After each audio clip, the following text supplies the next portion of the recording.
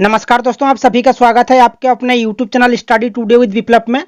तो फ्रेंड्स, आज के इस वीडियो में हम जैक बोर्ड टर्म 1 एग्जाम 2022 के लिए, ठीक है, क्लास 8 के मैथ से जो है 20 MCQs देखेंगे। ये सारे के सारे क्वेश्चंस एग्जाम के लिए मोस्ट इंपॉर्टेंट है, जो हर साल एग्जाम में आते रहते हैं, रिपीटेड क्वेश्चंस हैं। इसलिए वीडियो को कंप्लीट देखना, वीडियो को लाइक करना और सभी दोस्तों में शेयर करना। तो चलिए एक एक करके हम सभी को हल करते हैं। ये सारे के सारे क्वेश्चंस आपके एग्जाम में सीधे उठ के आएंगे, ठीक है। तो चलिए स्टार्ट करते हैं। पहला प्रश्न है आपके सामने कि 5 का गुणात्मक प्रतिलोम यानी कि व्युत्क्रम होगा। 5 का गुणात्मक प्रतिलोम यानी कि व्युत्क्रम होगा। यहाँ पर 4 ऑप्शंस आपको इस प्रकार जो है एग्जाम में देखने को मिलेगा। देखो, किसी भी संख्या का आप गुणात्मक प्रतिलोम बहुत ही आसानी से निकाल सकते हो। जैसे कि यहाँ पर 5 है, ठीक है, यहाँ पर 5 है, तो 5 को हम इस प्रकार से लिख सकते हैं, 5/1 लिख सकते हैं, ठीक है। तो इसको क्या करेंगे, जो अंश है ना, हर की जगह लिख देंगे और जो हर है यहाँ पर अंश की जगह लिख देंगे, ठीक है। ये हो जाएगा आपका गुणात्मक प्रतिलोम। 5/1 का गुणात्मक प्रतिलोम हो जाएगा 1/5 और 1/5 का गुणात्मक प्रतिलोम हो जाएगा 5/1, यानी कि हम इसको 5 भी कह सकते हैं, क्योंकि जब दोनों को गुणा करेंगे तो गुणनफल 1 प्राप्त होगा, यानी कि गुणात्मक तत्समक जो है प्राप्त हो जाएगा, यानी कि गुणात्मक तत्समक के बराबर हो जाएगा, ठीक है। किसी भी संख्या का, जैसे कि 3/8 है, इसका गुणात्मक प्रतिलोम हो जाएगा आपका 8/3, ठीक है। हर को अंश की जगह लिख देना है और अंश को आपको हर की जगह लिख देना है, क्योंकि जब दोनों को गुणा करेंगे तो गुणात्मक तत्समक के बराबर हो जाएगा, यानी कि 1 के बराबर हो जाएगा, ठीक है, 1 के बराबर हो जाएगा। तो जैसे कि मान लो कि 11/27 है, तो आपको क्या करना है, 27 को ऊपर लिख देना है और -11 को नीचे लिख देना है। ये हो जाएगा आपका गुणात्मक प्रतिलोम, ठीक है। किसी भी संख्या का आप इस प्रकार से गुणात्मक प्रतिलोम निकाल सकते हो। जब दो परमीय संख्याओं को गुणा किया जाता है और यदि दोनों का गुणनफल 1 के बराबर होता है, 1 यानी कि गुणात्मक तत्समक के बराबर होता है, तो हम कहेंगे कि प्रत्येक परमीय संख्या दूसरे परमीय संख्या का गुणात्मक प्रतिलोम यानी कि व्युत्क्रम है। इसे व्युत्क्रम भी कहा जाता है, ठीक है। एग्जाम में आपका गुणात्मक प्रतिलोम भी रह सकता है, यानी कि या तो व्युत्क्रम भी रह सकता है। डायरेक्ट लिख देगा कि 5 का व्युत्क्रम होगा, 5 का गुणात्मक प्रतिलोम होगा, ऐसा लिख देगा, ठीक है। चलिए नेक्स्ट क्वेश्चन देखो यहाँ पर और एक क्वेश्चन एग्जाम में पूछा जाता है कि शून्य का, जैसे कि मैं यहाँ पर लिख देता हूं, आपको याद रखना है कि शून्य का कोई व्युत्क्रम नहीं होता है, ये आपको याद रखना है। 1 का व्युत्क्रम, ठीक है, +1 का व्युत्क्रम जो है 1 होता है और -1 का व्युत्क्रम जो है -1 होता है, ये आपको याद रखना है, ठीक है। 0 का कोई व्युत्क्रम नहीं होता है, यानी कि गुणात्मक प्रतिलोम नहीं होता है। 1 का जो है व्युत्क्रम 1 होता है और -1 का व्युत्क्रम जो है -1 होता है। तीनों को आपको याद रखना है, एग्जाम के लिए इंपॉर्टेंट है, ये भी एग्जाम में पूछा जाता है। नेक्स्ट क्वेश्चन है आपके सामने कि, तो इस क्वेश्चन का राइट आंसर कौन सा हो जाएगा, 5/1 का हो जाएगा आपका 1/5, ये आपका राइट आंसर हो जाएगा, ऑप्शन नंबर डी। नेक्स्ट है आपके सामने कि -5/9 का योज्य प्रतिलोम होगा। योज्य प्रतिलोम यानी कि एडिटिव इनवर्स कैसे निकाला जाता है, देखो ये भी बहुत ही आसान है। आपको क्या करना है, जो चिन्ह है ना, यहाँ पर माइनस चिन्ह है, आपको इसको चेंज कर देना है। जैसे कि -5/9 है, ठीक है, तो आपको क्या करना है, ये जो प्रतिलोम निकालना है, तो आपको क्या करना है, जो ऋणात्मक चिन्ह है ये आपको धनात्मक में लिख देना है।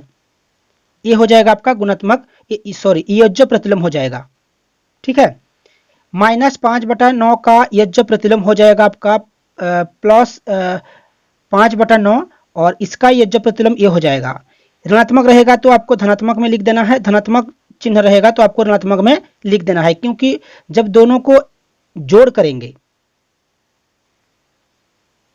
करेंगे तो इसका योगफल जो है 0 आएगा। जैसे कि मान लो 2 है, 2 का योज्य प्रतिलोम हो जाएगा आपका -2, दोनों को जब जोड़ करेंगे तो इसका 0 आएगा। जैसे कि 7/8 है, तो इसका योज्य प्रतिलोम हो जाएगा -7/8, क्योंकि जब दोनों को जोड़ करेंगे ना तो योगफल जो है 0 आएगा। तो किसी भी संख्या का आप योज्य प्रतिलोम बहुत ही आसानी से निकाल सकते हो। आपको बस चिन्ह जो है परिवर्तन कर देना है, चाहे यहाँ पर पूर्णांक रहे चाहे आपका परमीय संख्या रहे। जैसे कि यहाँ पर माइनस है तो आपको प्लस वाला जो है सही करना है, ये आपका राइट आंसर हो जाएगा, ठीक है। यहाँ पर मान लो कि माइनस चिन्ह अगर नहीं रहता, 5/9 रहता, तो आपका राइट आंसर हो जाता है ये वाला -5/9। दोनों का योगफल 0 होना चाहिए, ठीक है। नेक्स्ट क्वेश्चन आपके सामने है कि 4900 का वर्गमूल होगा। 4900 का वर्गमूल होगा। आप किसी भी संख्या का वर्गमूल बहुत ही आसानी से निकाल सकते हो, स्क्वायर रूट जो है आसानी से निकाल सकते हो। आपको क्या करना है, आपको अभाज्य गुणनखंड निकालना है। ठीक है, जैसे कि 4900 है तो 4900 का आपको क्या करना है, अभाज्य गुणनखंड निकालना है। यहाँ पर मैं 2 जीरो छोड़ देता हूँ। ठीक है, 7 सत्ते 49 हो जाएगा। तो यहाँ पर 2 जीरो हम इस प्रकार से लिख सकते हैं, जैसे कि यहाँ पर 4900 है तो आप इसको इस प्रकार से लिख सकते हो कि 49 का तो होता है आपका 7 गुना 7। ठीक है, यहाँ पर 2 जीरो है, यहाँ पर एक जो डाल देता हूं मैं, यहाँ पर एक जो डाल देता हूं, तो 70 गुना 70 तो 2 70 में से आपका 1 70 आएगा। ठीक है, इस प्रकार से आप किसी भी संख्या का स्क्वायर रूट निकाल सकते हो। ठीक है, तो आपको क्या करना है, देखो आप यहाँ पर जो है जो भी ऑप्शन रहेगा आप यहाँ से निकाल सकते हो। जैसे कि यहाँ पर 700 है तो 700 का आपको क्या करना है, स्क्वायर निकालना है, यानी कि घन निकालना है। 70 का स्क्वायर निकालना है, 7 का स्क्वायर निकालना है, 49 का स्क्वायर निकालना है। आपको स्क्वायर रूट निकालने के लिए बोला है, लेकिन आप अगर ऑप्शन से जो भी ऑप्शन रहेगा, जो भी विकल्प रहेगा, आप अगर यहाँ से स्क्वायर निकालते हो तो आपको पता चल जाएगा। जैसे कि 700 का स्क्वायर निकालेंगे, जैसे कि 700 का स्क्वायर निकालेंगे तो 700 गुना 700, 7 सत्ते 49 हो जाएगा। यहाँ पर 2 जीरो, यहाँ पर 2 जीरो, 4 जीरो हो जाएगा।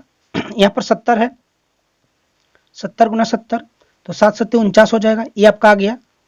ठीक है, देखो 70 का स्क्वायर जो है 4900 आ रहा है, 4900 आ रहा है, तो ये आपका राइट आंसर हो जाएगा, ऑप्शन नंबर बी। ठीक है, आप नेक्स्ट क्वेश्चन आपके सामने कि 64 का घनमूल होगा। घनमूल यानी कि क्यूब रूट, तो आपको क्यूब निकालना है। जो भी ऑप्शन रहेगा आप क्यूब निकाल करके चेक कर सकते हो। जैसे कि यहाँ पर 1 का क्यूब अगर निकालते हो, 1 को 3 बार गुना करना है तो 1 आएगा। 2 को अगर 3 बार गुना करेंगे तो 2 गुना 2 गुना 2 तो आपका आएगा 8, 8 आएगा। 3 का अगर निकालते हैं क्यूब 27 आएगा। 4 का अगर निकालते हैं 64 आएगा। तो 64 यहां पर आया, 4 का क्यूब में आया, तो आपका ये राइट आंसर हो जाएगा। ये 64 का क्यूब रूट 4 होगा और 4 का क्यूब जो है 64 होगा। ठीक है, इसका उल्टा होता है, क्यूब और क्यूब रूट का जो संबंध है उल्टा है। जैसे कि मैं यहां पर निकालता हूं 4 का घना यानी कि क्यूब, तो कैसे निकालूं, 4 को 3 बार गुना करना है, 64 आया। अगर आपको बोलेगा कि 64 का घनमूल निकालना है, घनमूल निकालना है, ठीक है, तो आपको क्या करना है, आपको यहां पर अभाज्य गुणनखंड निकालना है। जैसे ही अभाज्य गुणनखंड निकालोगे तो आपका ऐसा आएगा, 2 6 बार आएगा। तो आपको क्या करना है, इसका त्रिक बनाना है, 3 करके त्रिक बनाना है। तो यहाँ पर 2 को 3 बार और यहाँ भी 2 3 बार, तो यहाँ 1 बार आएगा और यहाँ पर भी त्रिक में से एक 2 आएगा, तो 4 आएगा। तो इस प्रकार से आप निकाल सकते हो। ठीक है, किसी भी संख्या का घनमूल और घना जो है आप निकाल सकते हो। तो नेक्स्ट क्वेश्चन आपके सामने कि 5 का पावर -3 है, इसका सही मान क्या होगा। देखो 5 का पावर -3, जब भी पावर माइनस में रहेगा यानी कि ऋणात्मक में रहेगा तो आपको धनात्मक बनाना है। जैसे कि यहाँ पर प्रश्न संख्या 5 में लिखा हुआ है कि 5 का पावर -3, तो आपको क्या करना है, जो 5 है ना, इसका आपको क्या करना है कि व्युत्क्रम निकालना है। 5 का व्युत्क्रम क्या हो जाएगा, 1/5 हो जाएगा। तो ये जो 5 का पावर -3 है ना, ये +3 हो जाएगा, +3 हो जाएगा। तो आपको अब क्या करना है, 5 का पावर 3 है तो 5 को 3 बार गुना करना है आपको, 125 आ जाएगा। किसी भी संख्या का आप निकाल सकते हो। ठीक है, ये माइनस है, इसको आपको प्लस करना है, तो ये आपको नीचे लिख देना है। नेक्स्ट क्वेश्चन आपके सामने, तो इस क्वेश्चन का राइट आंसर हो जाएगा ऑप्शन नंबर बी हो जाएगा। नेक्स्ट है कि 39 का व्यापक रूप है। 39 का व्यापक रूप, देखो यहाँ पर देखो 9 इकाई के स्थान पर है और 3 दहाई के स्थान पर है। 9 इकाई के स्थान पर है और 3 जो है दहाई के स्थान पर है, तो यहाँ पर 10 गुना होगा। ठीक है, तो आपको क्या करना है, इस प्रकार से निकाल सकते हो। 3 दहाई के स्थान पर है तो 10 गुना करो और 9 इकाई के स्थान पर है तो 1 गुना करो। डायरेक्ट इकाई को 9 डायरेक्ट लिख सकते हो, एक यहाँ पर गुना करने का जरूरत नहीं है। ऐसा भी लिख सकते हो कि 1 गुना 9, लेकिन ऑप्शंस में ये रहता है। ठीक है, देखो यहाँ पर 10 गुना 3 जोड़ 9, तो ये आपका राइट होगा। क्लियर है। नेक्स्ट क्वेश्चन देखो, नेक्स्ट क्वेश्चन है कि 3x + 2 इक्वल टू 5 में x का मान होगा। देखो आपको x का मान यहाँ पर निकालना है, तो कैसे निकालोगे? तो जो भी समीकरण है आपको यहाँ पर लिखना है, पहले सर लिख देना है। आपको x का मान निकालना है, तो 3x को यहाँ पर रखिए, बराबर लगाइए। यहाँ पर देखो +2 है, जब बराबर के दाएं तरफ ले जाएंगे 2 को, तो ये प्लस में है तो यहाँ पर माइनस हो जाएगा, ठीक है। तो यहाँ से आपका 3 आ गया। अब देखो यहाँ पर x के साथ 3 क्या है, गुना है, बराबर के दाएं तरफ ले जाएंगे तो भागा हो जाएगा, तो x का मान आ गया आपका 1, तो ये आपका राइट होगा। नेक्स्ट है आपका यहाँ पर कि 15m माइनस जो है 5m² एवं 6m² माइनस 13m का योगफल होगा। तो आपको यहाँ पर योगफल निकालना है, तो कैसे निकालोगे? देखो समान पद में है, ये जो है समान पद में है। यहाँ पर देखो 6m² प्लस में है, तो यहाँ पर लिखो, यहाँ पर माइनस 13m है, ये m² है, यहाँ पर भी m² है, इसलिए हम स्तंभ विधि से इसको योग जो है कर सकते हैं। तो देखो -5 और +6, यहाँ से आपका आएगा +1, ठीक है, और m² रहेगा आपका। यहाँ पर देखो 15 और -13 है, तो यहाँ से 2 आएगा, m आपका रहेगा, तो ये आपका राइट आंसर होगा 2m + m²। 1 यहाँ पर लिखने का जरूरत नहीं है, तो ये वाला देखो आपका सही आंसर होगा। m² है, ये देखो m² है, और 2m है, ये देखो 2m है, तो ये आपका राइट होगा। नेक्स्ट आपके सामने की संख्या x और 5 का योग, x और 5 का योग 12 है, तो समीकरण होगा। देखो x और 5 का योग, तो x और 5 का योग 12 है, ये देखो x और 5 का योग 12 है, देखो x और 5 का योग क्या है, 12 है, तो ये आपका राइट आंसर होगा। नेक्स्ट आपके सामने कि 50 आमों के समूह में 60% आम बिल्कुल पके हैं, तो बिना पके हुए आमों की संख्या है। तो देखो यहाँ पर क्या है, प्रश्न संख्या 10 को ध्यान से देखिएगा कि 50 आम है, 50 आम है, 50 आमों के समूह में 60% आम क्या है, 60% आम पका हुआ है। तो बिना पके हुए आमों की संख्या कितनी है? तो देखो 60% अगर पका हुआ है तो 40% जो है आपका बिना पका हुआ है, कह सकते हैं कि बिना पका हुआ है। तो 50 का 40% कितना होगा, बोलो?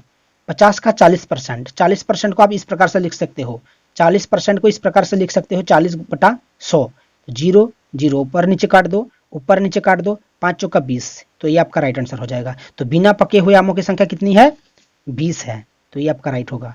नेक्स्ट क्वेश्चन देखो, नीचे की आकृति में x का मान होगा। देखो ऐसा एक आकृति रहेगा, तो आपको x का मान अगर निकालने के लिए बोलेगा तो आपको क्या करना है? देखो यहाँ पर देखो, ये बाहर का कोण है, ये अंदर का कोण है, ये त्रिभुज के अंदर का कोण है, ये बाहर का कोण है।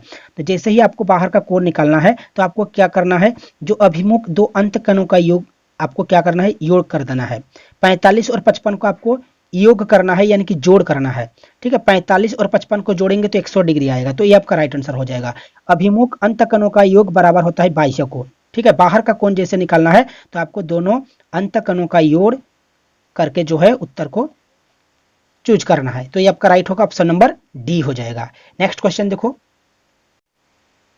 नेक्स्ट क्वेश्चन आपके सामने कि आयलर का सही सूत्र होगा, आयलर का सही सूत्र होगा। देखो यूलर का जो सूत्र होता है आपका होता है कि F + V बराबर होता है E + 2, ये होता है। लेकिन यहाँ पर देखो ऑप्शंस में ये नहीं है, ऐसा है, ये जो बराबर के बाद E है ना, E + 2 है, तो E को ये जो E को यहाँ पर लिख सकते हैं माइनस में, और बराबर के बाद जो है 2 लिख सकते हैं, इस प्रकार से लिख सकते हैं, क्योंकि ये देखो बराबर के बाद +E है, इधर आएगा तो -E हो जाएगा और बराबर 2 रहेगा, तो ये आपका राइट आंसर हो जाएगा, ठीक है, जो कि ऑप्शन नंबर ए में आपको दिख रहा है। देखो तो इसको आपको याद रखना है, ये डायरेक्ट एग्जाम में पूछ देता है।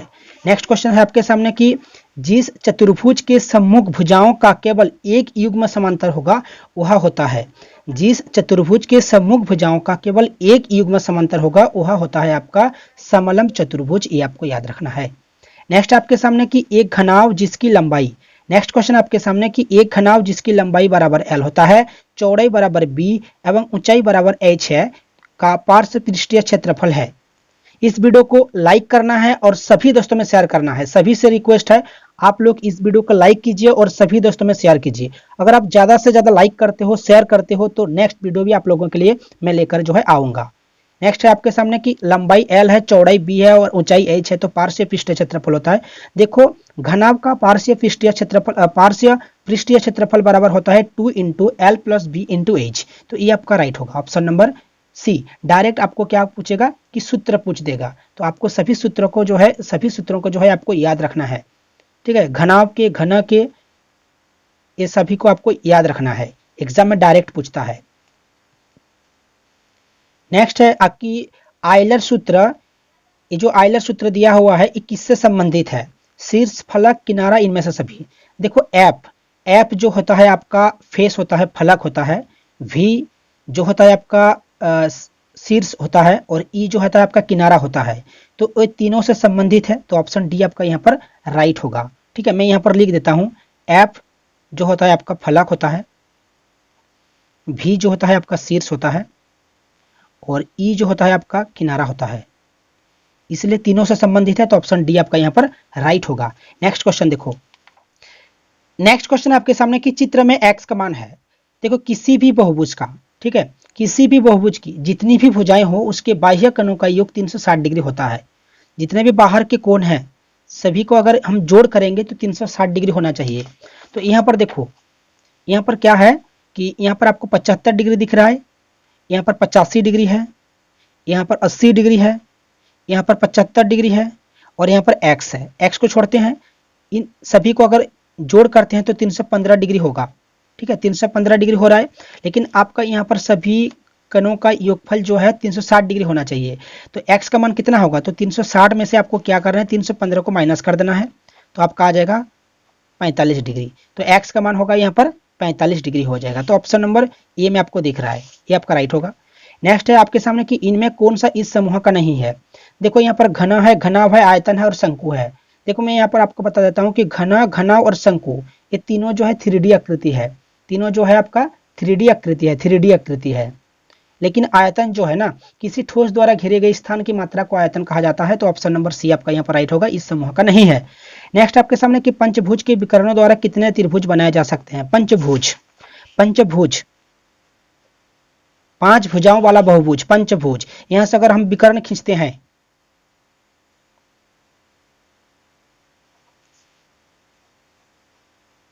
तो कितने त्रिभुज बना सकते हैं? 3 त्रिभुज बना सकते हैं। देखो 3 त्रिभुज बना सकते हैं, 3 त्रिभुज। तो देखो किसी भी बहुभुज का आपको कैसे निकालना है त्रिभुज की संख्या, तो आपको क्या करना है, जैसे कि यहाँ पर पंचभुज है ना, 5 भुजाओं वाला बहुभुज है, तो आपको 2 यहाँ से माइनस कर देना है, तो 3 त्रिभुज बन जाएगा। जैसे कि अष्टभुज है तो आपको 2 माइनस करना है, 2 कम कर देना है, 8 में से 2, तो 6 त्रिभुज बन जाएगा आपका। जैसे कि षड़भुज है, 2 कम कर दोगे तो 4 त्रिभुज बनेगा। इसको आपको याद रखना है, डायरेक्ट आप बना सकते हो, ठीक है। नेक्स्ट आपके सामने कि मूल बिंदु का निर्देशांक होगा। देखो मूल बिंदु का निर्देशांक होता है 0 0, ये आपको याद रखना है। बिंदु P दिया हुआ है कि 5 4 का x निर्देशांक है। देखो ये जैसे कि यहाँ पर बिंदु P है, तो ये होता है आपका x निर्देशांक, और ये होता है आपका y निर्देशांक। x निर्देशांक, y निर्देशांक। x निर्देशांक को भुज भी कहा जाता है, प्रश्न में भुज भी लिखा रहेगा। y निर्देशांक को कोटि कहा जाता है, कोटि भी लिखा रहेगा। तो यहाँ पर भुज कितना है, देखो आपको पूछा है कि x निर्देशांक है, तो x निर्देशांक हो गया ये वाला 5। अगर आपको यहाँ पर पूछता कि y निर्देशांक यानी कि कोटि है तो आपका 4 होता। तो यहाँ पर आपको क्या पूछा है कि x निर्देशांक, तो ये आपका 5 होगा x, ये ठीक है। तो इसी प्रकार से आप किसी भी संख्या का जो है निर्देशांक निकाल सकते हो, ठीक है। किसी भी बिंदु का x निर्देशांक हो चाहे y निर्देशांक हो, ये x होता है, ये y होता है, ठीक है। तो फ्रेंड्स ये थे जो है 20 आपका VVI MCQs। वीडियो को कैसा लगा कमेंट करके जरूर बताना है, और इस वीडियो को लाइक कर दीजिए और सभी दोस्तों में शेयर कर दीजिए। तो आगे भी नेक्स्ट वीडियो अगर देखना चाहते हो तो इस चैनल को सब्सक्राइब करके रखे हो, ठीक है। चैनल को सब्सक्राइब कर लो ताकि आपको हर एक वीडियो का नोटिफिकेशन मिल सके। तो मिलते हैं नेक्स्ट वीडियो में, तब तक के लिए बाय, जय हिंद, जय भारत।